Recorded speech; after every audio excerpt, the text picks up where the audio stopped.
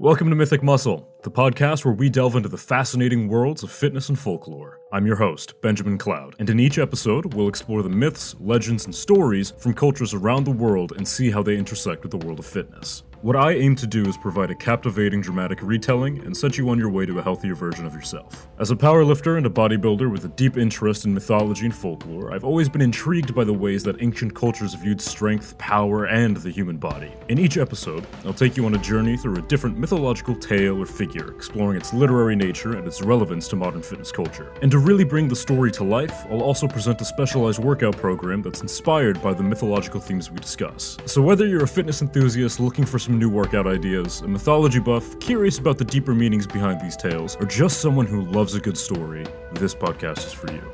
Join me on this journey of discovery, and let's explore the intersection of fitness and folklore together.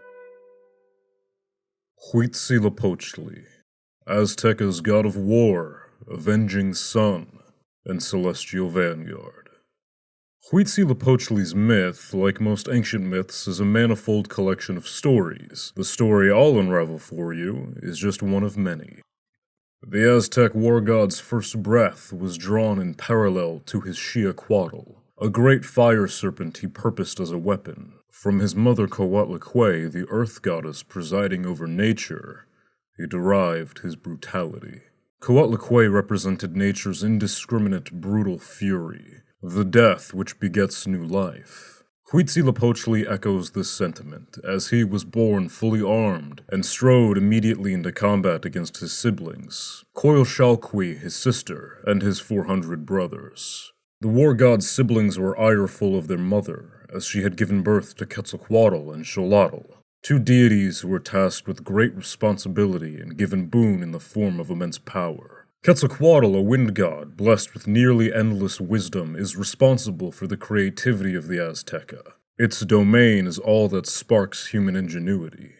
Xolotl, the god of furious lightning and raging flame, a psychopomp for Azteca's sacrifices, ruled over the domain of all things sickly, morose, and macabre. Moreover, Xolotl had been tasked with ensuring the sun's safety as it journeys through the underworld each night. Both of these gods are kind of a big deal, whereas Huitzilopochtli, not so much. Yet. Huitzilopochtli and her 400 brothers declared war against their mother, and sought to rid her of her head. They climbed the steps of Coatepec, or Snake Mountain, where they found Tlachtli sweeping the rocky, winding monolith. Just as they had arrived, a feather had fell from the sky, and Tlachtli tucked it under her breast, which then sprung forth Huitzilopochtli, armed in full as I mentioned before. Before Huitzilopochtli could react, Huitzilopochtli lopped her mother's head off, which immediately regrew as two massive snakes.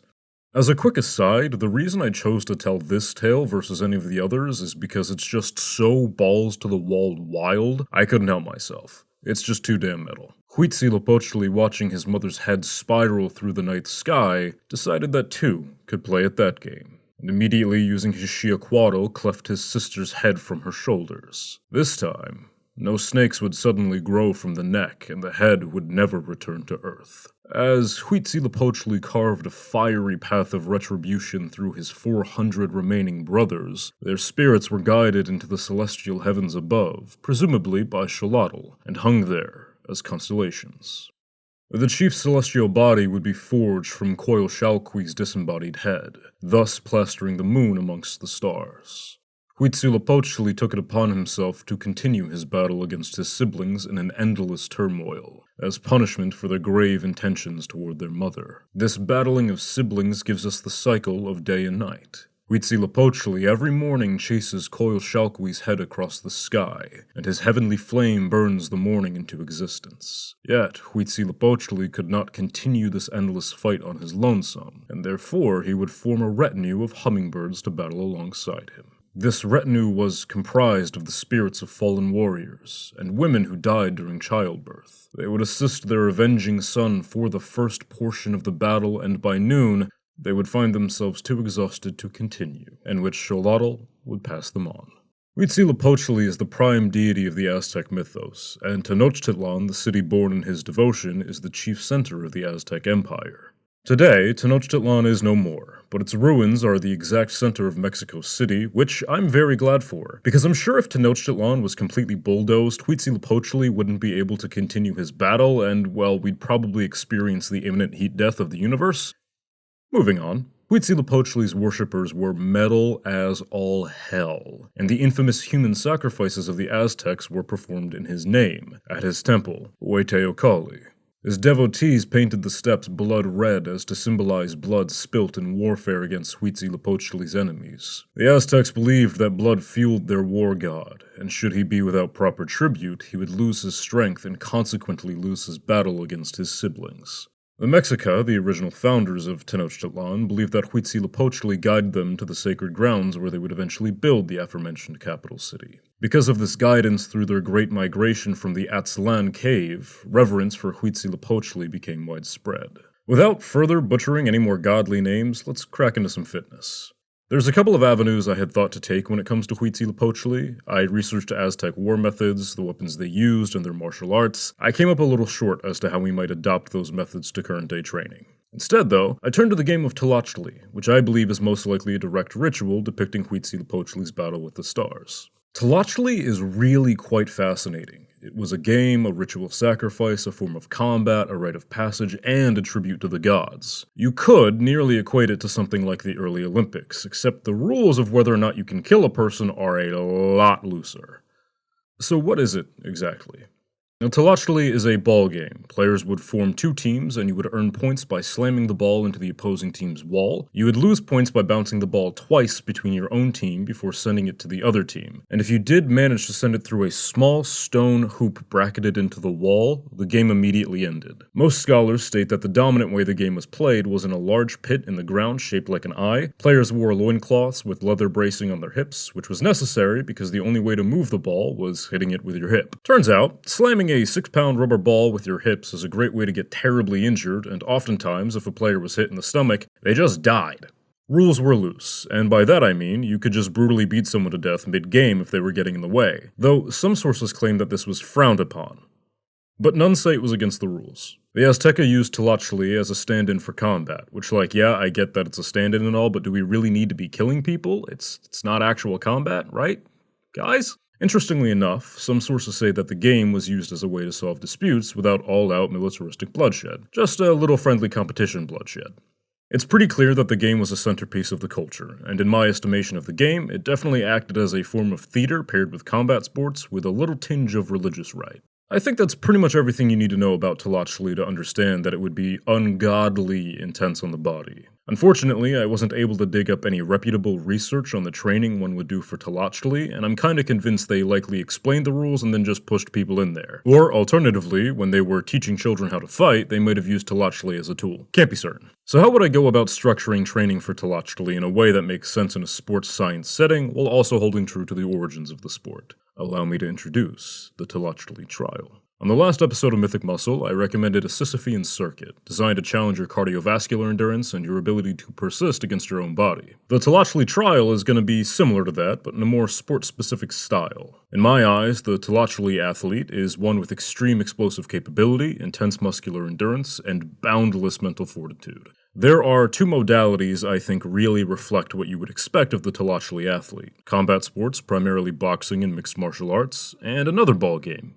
rugby. American football is a bit too soft to be a stand-in over rugby, which is by almost every measure far more brutal. That's not shade at American football, that's just the way it is. Let's steal a bit from boxing and rugby, and then we'll pair that with exercises those athletes might not perform, but would benefit a Tlachtli athlete immensely. Exercise number 1. Sprint superset with box jumps, 3 sets, 30-second sprint, 30 box jumps. Like I said earlier, Tlachtli would require pretty significant explosivity. Sprinters have this in abundance, and box jumps are probably the closest thing to exploding that a human can do. These two exercises are going to hammer the quads, core, glutes, and serratus, which, because all of those things affect the hip complex, we cover the hip-to-ball only aspect of Tlachtli. Sprints are super powerful in developing muscular quads, and that coveted ability to spring into action on a dime, all around benefiting one's agility.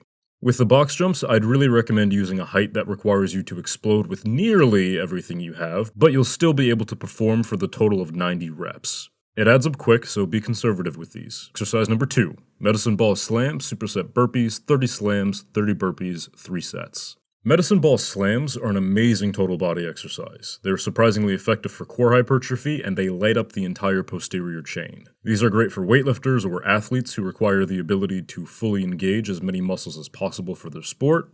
Throwers, for example. The technique for these is going to be slightly modified. We're going to be embodying Huitzilopochtli here. Draw the ball up against your body, press it over your head, exhale completely, and then slam the ball into the ground with everything you have, releasing just above the midpoint of the body with a ton of spinal flexion.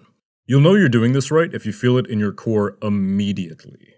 Think about power over speed for these. I've talked about burpees on the show before. They're not an underrated exercise, and they're not overperformed either. They work, they're an efficient form of cardio, and I can't sing the praises enough. If the medicine ball slams represented the rising of the sun, these burpees represent the passage through the underworld. The slower you do a burpee, the more muscularly demanding it is. The faster you do it, the more your technique and momentum take over. If you're targeting hypertrophy with these, probably not the best exercise for it, if we're honest, then perform these as slow as you can. If that explosive factor is what you're after, and that's really the goal here, then pound these out as fast as you can. Exercise number 3, side lunge, superset, front lunge. 20 reps for both lunges, 3 sets. Side lunges are incredibly underrated and definitely underperformed contrary to the earlier burpees. They're definitely technique driven, but that's never a bad thing. I'm lifting this from studying boxers. This is a staple in a lot of boxing training, and for good reason. It does just about everything a boxer needs in an exercise. You target the glutes, the core, the quads, and it's even a flexibility test.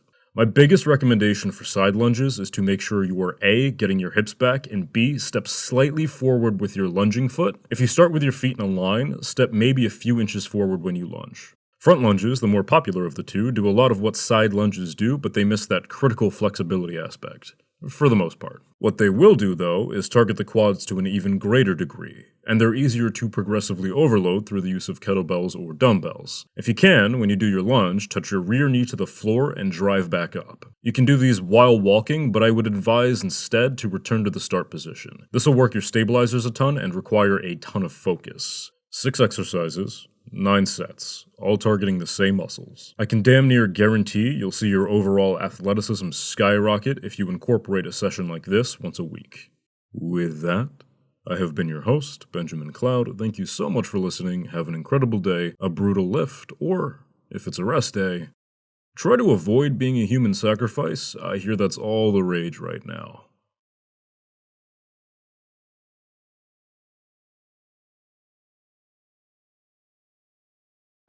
Please consider supporting me on Patreon. For only $3 a month, you get Discord access, and you buy me a protein bar. $5 a month gets you Discord access with special colors and emotes, blooper reels, a shout out from me, and transcripts of each episode. $10 a month gets you all of that noise, a vote in our monthly poll, a personalized 10-second clip of whatever you want me to say, and every dollar spent at that tier goes right back into the podcast so that I might bring you a better listening experience. Follow my socials. You can find me on pretty much every platform by searching for Mythic Muscle Podcast and looking for the helmet crossed with a barbell and a microphone. If you made it this far, you're my favorite type of human. I hope you have a wonderful day, a fantastic lift, or if it's a rest day, you get some quality relaxation time. Thank you.